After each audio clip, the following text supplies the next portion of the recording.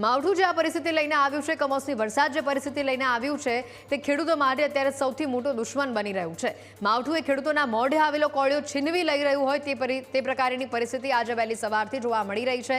ખેડૂતોને રાતા પાણીએ રડવાનો વારો આવી રહ્યો છે. આ વર્ષે પણ માવઠાએ ખેડૂતોની દશા બગાડી નાખી છે.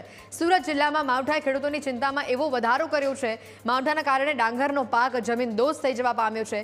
ખેડૂતોને જ્યાં જગ્યા મળી ત્યાં તેઓ પોતાનો ડાંગરનો પાક સૂકવવા મૂકી રહ્યા છે. ઓલપાડ તાલુકામાંથી પસાર થતો સ્ટેટ હાઈવે 65 ઉપર ખેડૂતોએ પાક બરાબર થવાની બીકે મશીન દ્વારા ડાંગર કપાવી જાહેર રસ્તા પર સોસાયટીના રસ્તા ઉપર આ રીતે ડાંગરને સૂકવવા મૂક્યો છે. ગભરાયેલા ખેડૂતોએ મશીન બોલાવી ડાંગરનો પાક કપાવી જાહેર માર્ગ ઉપર તેને સૂકવવા નાખ્યો અને ખેડૂતોને થયેલા મોટા નુકસાન માટે સરકાર પાસે ઝડપી આર્થિક સહાયની માંગ કરવામાં આવી છે. પરંતુ અહીંયા ફરી એકવાર વરસાદની સિસ્ટમ સક્રિય થઈ રહી છે, જેના કારણે માંડ સુકાયેલો પાક પણ ફરી પલળે નહીં તેવી ભીતિ ખેડૂતોને સેવાઈ રહી છે.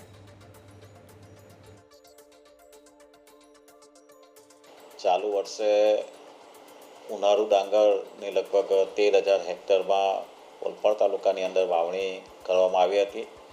સિંચાઈના પાણી સમયસર અમુક વિસ્તારમાં મળવાથી ડાંગરનું ઉત્પાદન પણ સારું થવાના એંધાણ છે. રાત્રિનો સમય છે, પણ અમારા માટે રાત કે દિવસ હોતું નથી. જનરલી અમારા જે જમીનમાં 7-8 તારીખે જે વરસાદ પડ્યો છે, જમીનમાં ભેજ ઉપર આવવાના કારણે ગામમાં પૂરતી જગ્યા ન હોવાને કારણે ભેજ સૂકવવા માટે અમે રોડ પર ડાંગર નાખીએ છીએ, જેથી કરીને ડાંગરમાંનો ભેજ ઓછો થાય અને એને ભરવા પાત્ર ભેજ મળી રહે.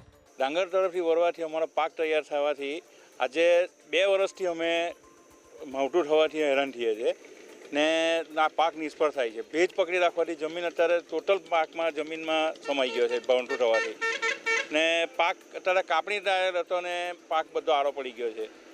તો અમે એવું ઈચ્છીએ છીએ કે અમને કંઈક વળતર મળે સરકાર તરફથી સર્વે કરીને, એવું અમારી એક ડિમાન્ડ છે.